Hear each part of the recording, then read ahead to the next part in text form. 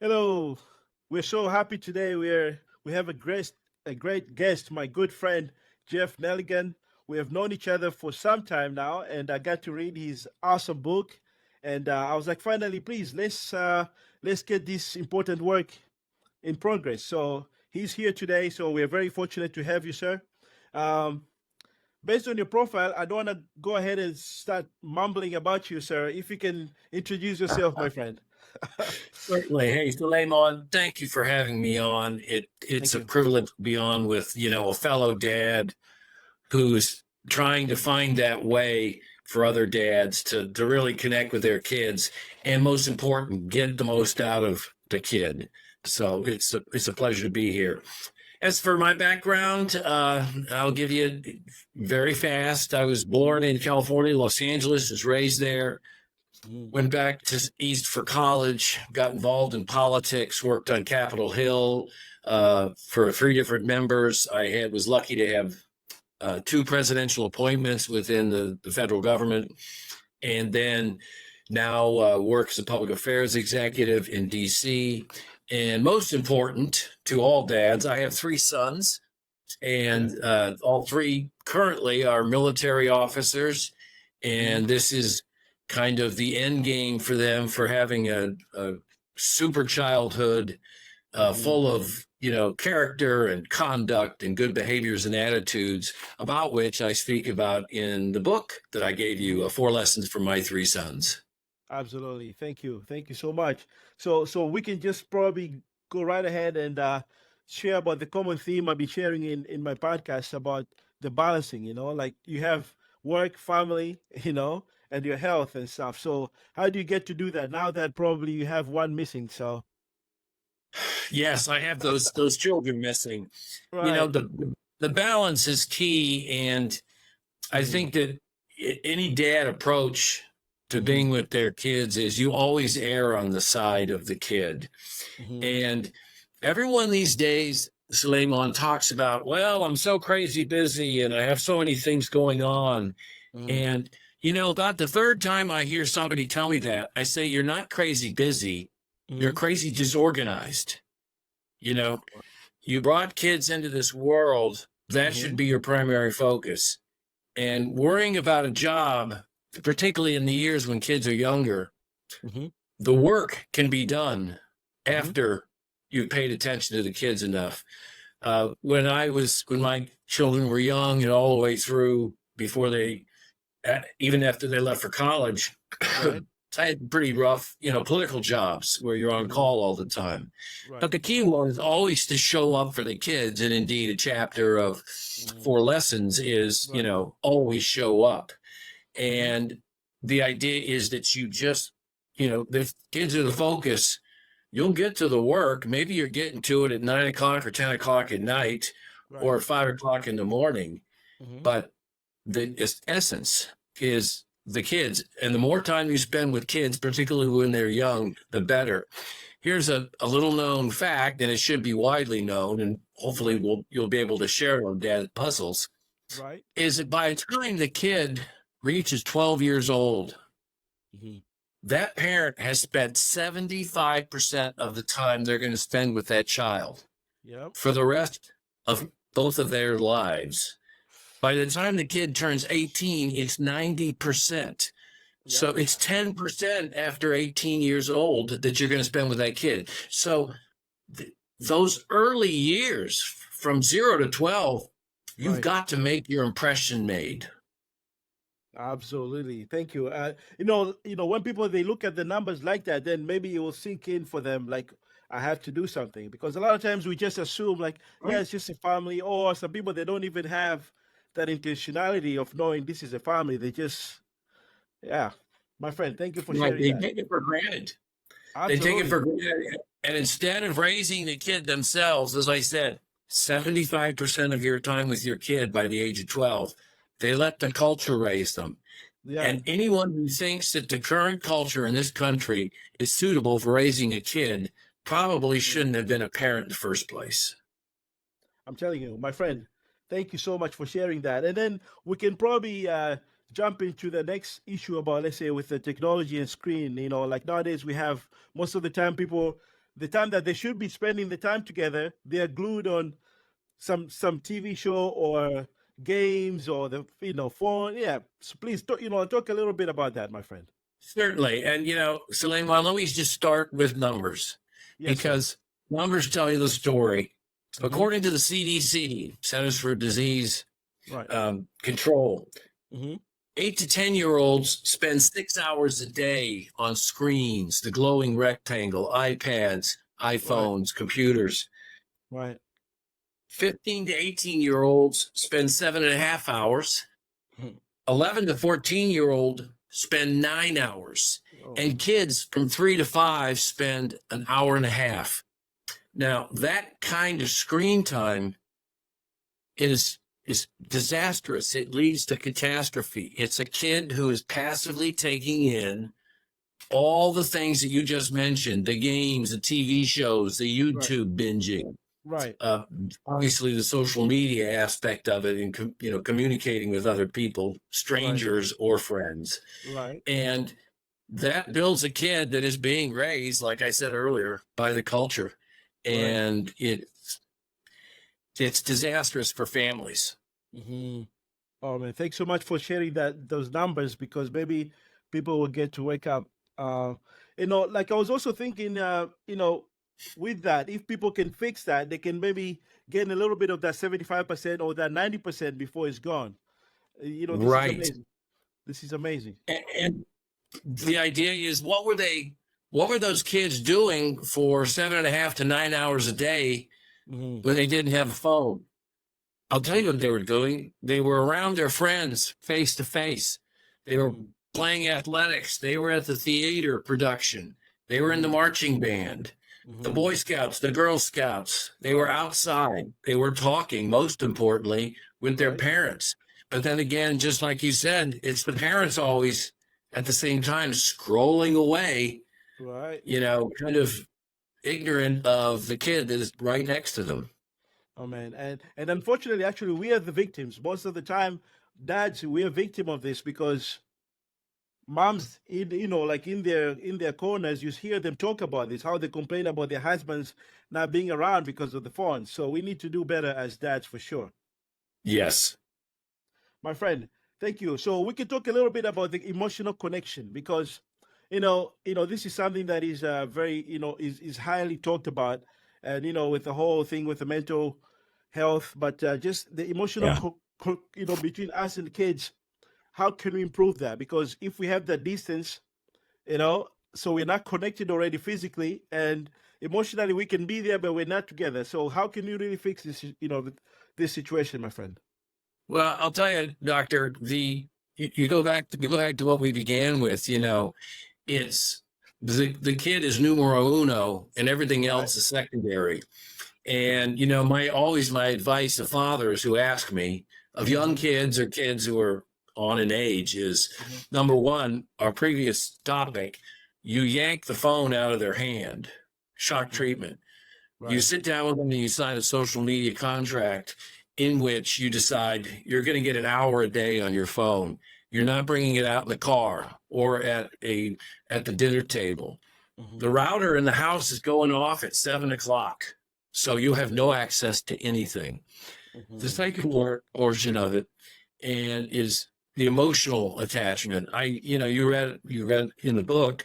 I had this habit of taking a kid Right. every Saturday morning to the most peaceful place on the planet, which is normally a high school bleachers at eight Right. o'clock in the morning, Hmm. and just sitting with that kid as a ritual and saying, "Okay, what do you got to tell the old man? And here's what I have to tell you. Tell me about your week." Right. And each kid knew that this was part of the family life. That Saturdays, one of them, if not two, Hmm. were going to the bleachers with nothing and just going to sit there and chat. And in fact, I'll tell you, I had a kid get back from a deployment in Asia, Japan, Guam, Pearl Harbor, Right. and the kid's 27 years old. And where do we go on a Saturday morning? We go to the bleachers we went to when the guy was 5 years old. And I just say, okay, open up. What's going on? Right. Right. That kind of attachment is priceless because the kid will tell you all the things that are on his or her mind, and you can say the same thing to them, and it builds that attachment that is essential as the kid grows up through months and years. This is amazing. And actually, this is something that probably they will relate down the road when you ask them what's the most memorable moment between you and your dad, which I'm going to ask you. And I'm sure they'll be mentioning those moments, you know?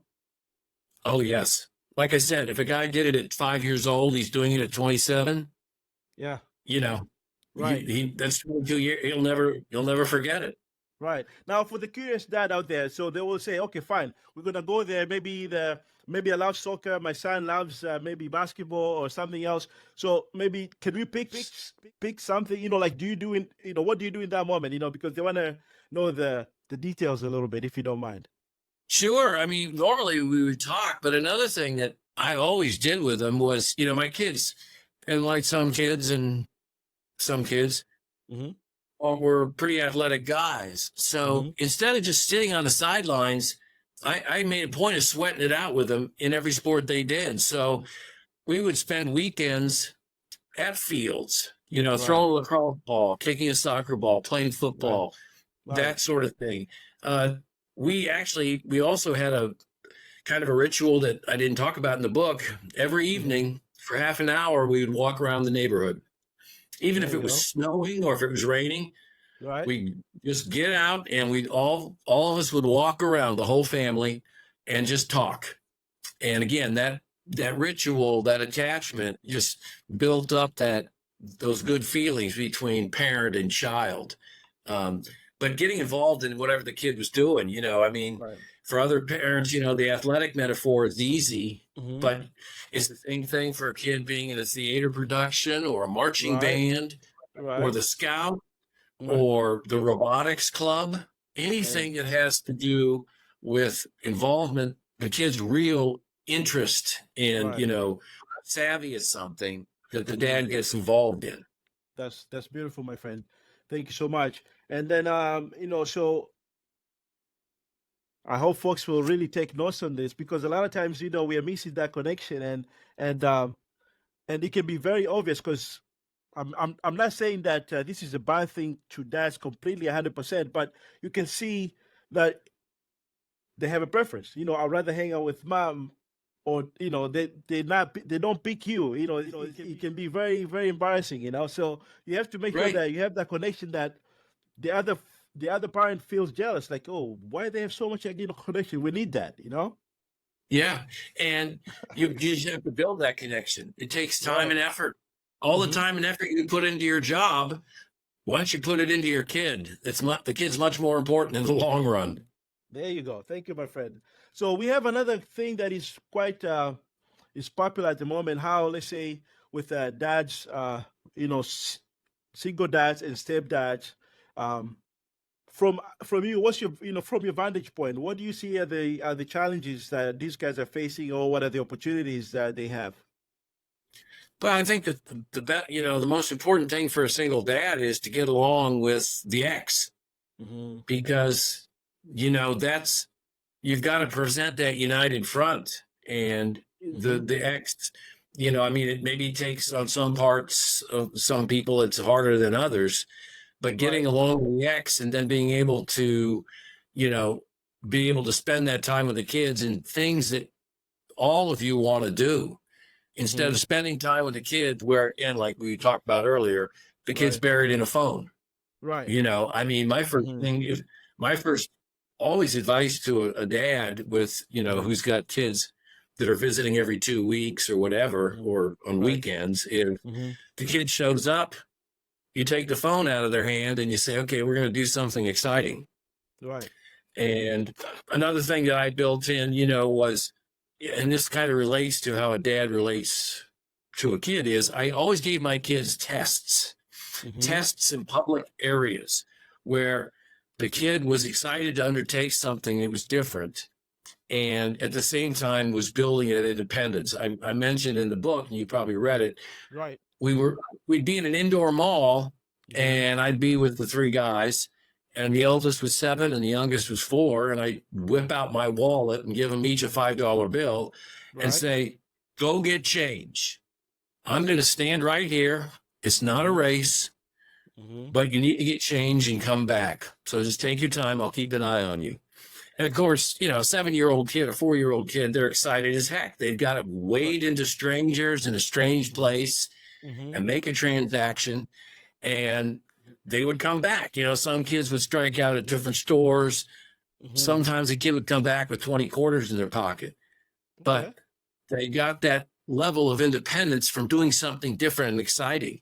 Or we take a mundane task like going to the grocery store, and we get there and I'd say, okay, each of you get these 5 items. I'll be over in the produce section, just bring them back to the cart. And not a race, just bring them back. Right. And then, of course, it would accelerate. And then we're in a parking lot, and I give a kid the ATM card and say, here's the passcode. Go get the old man $300. Right. And in an airport, here's the paperwork. Go get us 5 boarding passes. So you give kids these tests. They build on the independence and resilience. Right. And then, of course, it helps because when they're on their own with no parents in sight, they know what to do. The youngest kid was 5 years old in a big shopping mall with these unorganized parents who left 3 of the kids out of the 14 at the birthday party in the food court while the parents just wandered off with the rest of the kids into a movie theater. Oh, wow. And my kid and his 2 pals realized immediately that they were all alone. Of course, the 2 other kids start bawling. But my kid says, no, wait a minute. My dad once told me at a college football game, look for that guy who's got the stripe running down their pants, a guy or a gal. And that security officer or soldier or policeman, they will help you. So immediately they start scanning the crowd and they find somebody after about 3 minutes, go running up to him, grab his leg saying we're lost. And they finally are reunited with the parents. But there's the real world scene, a 5-year-old who knows what to do and doesn't panic while everyone else is sobbing. Right. So this is amazing. And also it gives them confidence, down the road, to just, like whenever they take all these different tasks, they'll be, oh yeah, I've done this before with my dad. Actually, they are very proud of it. Right. And it translates throughout their lives. I mean, 2 of my sons have been in some tight military situations and they haven't blinked because a whole lifetime of having to get themselves out of a bind has paid off at that moment. Right. This is amazing, my friend. Thank you for sharing. But I think I would cautious, for the parents nowadays, if it's a mall or big mall or place, they have to maybe have an extra eye because you got some psychos nowadays. Right. Well, you send 1 off or you send 2 off. Right. But, you can do it that way. But yeah, it's amazing, man. This is amazing. But the world is, the world's can be unfriendly place. But the sooner the kid can hit an obstacle and get over it, the better. We can't bubble wrap our kids, That is absolutely. Thank you, my friend. Thank you so much for sharing that. So how can we prioritize our health, my friend? You still look very young and healthy, and how do you like what's the secret, my brother? Oh man, I'm telling you, it all comes down to diet, babe. It's diet, and that's easy. I mean, you can walk into a supermarket and you know exactly what's healthy for you and what's not. Right. And I think that's essential. And 2 of my kids, for example, have never had a McDonald's hamburger ever in their lives. There you go. I mean, the whole health thing starts when they're young as well as, when you're a dad. We never went to a fast food place. So I've got kids 28 and 27 who've never had a McDonald's hamburger. Now think about that, but that's illustrative of how we lived in a healthy way. The other thing is, I mean, obviously it's all diet. You eat the right things and you don't eat the bad things. Right. But it's all, you make a point if you have to do it at 5 a.m. or 9 p.m. Right. You get your fanny out there and either run or lift weights, walk a ton, ride a bike, swim. You build it into what you do on a daily basis so that it's muscle memory that you're doing something physical. And I think that's another thing. But you know, the health thing really starts with the weight. Mm-hmm. And in this country, 73% of people over 18, both male and female, Yeah. are either overweight or obese. Yeah. 73, that's 3 out of 4 people are overweight or obese. That's all diet. That, Right. I mean, at a certain point, you can't run and you can't swim and you can't outlift diet. Absolutely. And so, I mean, I think that's the key in a nutshell. Absolutely, my friend. Thank you so much for sharing that. And also, like through our discussions so far, we can really get the point about the power of play. Play. Yeah, Like just being active is definitely very, very important. So my right. friend, t- talk us, for a person like myself, for instance. Oh, okay, I'm there halfway. Like I've been there before. But for a person they have a 5 and 6 year old, a seven, they don't have a teenager Wow. yet. So what can they do to prepare themselves, through those years, so that when the baby's already a teenager, they know what to do and they're well prepared. Well, I'll tell you, doctor, you go back to my first comment, Mm. you pound home in your own Oh, mind that hmm 75% of the time you're going to spend with them is till age 12. So right. you realize you have to instill those values of, personal courtesy and hmm confidence and Right. resilience and ambition in them early on so that they already have that foundation. And hmm I will go back to, I sound like a broken record here, I'm telling you. No, no, I go no, no, back no. to I go back to the glowing rectangle that we were talking about earlier. Right, right, right, right. hmm That has got to leave their lives because you just said outside play. hmm How about devoting that 7.5 hours a day on that phone to one hmm hour on a phone and 6.5 playing Oh, outside you'll be or just healthy and happy, playing my or friend. yeah. I mean, that's the if you get the kid off the phone, then you've got his or her attention, and then you're raising him. The dad is raising him, and the mom is raising him, not the screen. There you go. My friend, thank you so much. Let's talk a little bit about this. This is another important thing that we can deep dive into: positive reinforcement. Yeah, I mean that I like I like reinforcement. hmm The thing is, we know you and I hmm know as adult men Right, that no one gets a free ride in life and right. that every kid and every adult hits those obstacles and setbacks and trials. Right. Um, you can reinforce a kid by saying, "Hey, if it really gets hot, I'll be there." hmm But one of the major stepping or impediments I see to kids really growing up these days, and even when my kids were young, is that Oh, parents always enable them. There's a yes. new term out there called the snowplow parent. That is the hmm parent that breaks down all the obstacles in front of the kid. It used to be the helicopter parent. Right, Um, right. I think kids have got to fail. This is going to sound counterintuitive, but hmm some of the best times of my life were seeing my kids in a tight situation, in an athletic field or in a social situation or academically. I love seeing how are you going to react to this? Right. Because guess what? There's another one tomorrow and there's another one next week.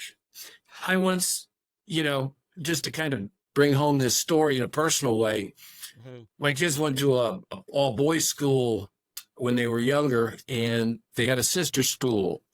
And hmm the sister school was putting on a production of Pirates of Penzance. And so the Right. sister school went to my kids' school and my boys' school and said, "Hey, we need pirates to fill out the cast."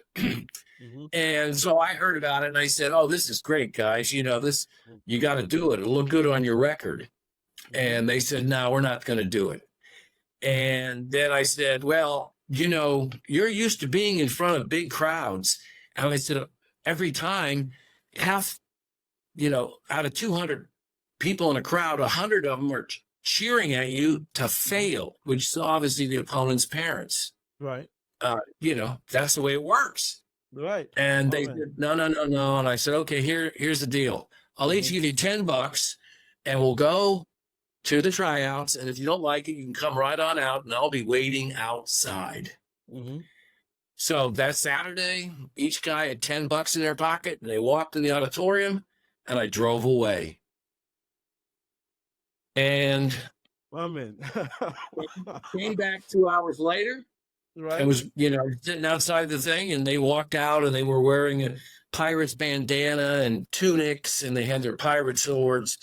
And Right. I, they got in the car, and I said, "Oh, I'm glad I didn't wait I'm glad I didn't wait very long for you." And the eldest kid goes, "Dad, we knew you'd leave. We knew you weren't going to stick around. We had to do this." And I said, "Yeah, right." You know, There you but, go. so when you go back to the idea of positive reinforcement, I Right. said, I like reinforcement because Mhm. they knew this was a test Right. and they had to pass it. And they could come out and sit on the curb for 2 hours, Right. or they could follow through and do this. And of course, they loved it, Right. and I figured that they would. Mhm. But that's the opposite of snowplow parenting. That's the parenting that says, look, you got to do this, and there's no excuse. So, I mean, this maybe sounds kind of harsh to some of your dads, but I always say, if you're a dad right now and you're a little bit skeptical of the Nelligan way, and your kid is on a phone, Right. and the culture's raising them, and 12 passes and then 18 passes, and you knock down any obstacles the kids have faced, guess what? That same kid is 24, and he is living in your basement, and he's getting really good at Minecraft. And then you're saying, what the hell happened? Absolutely. Okay. That sounds harsh, but guess what? I've seen it dozens and dozens of times. My friend, this is good eye opener because a lot of folks actually they think they love their kids so much they cater to them with everything. This is Right.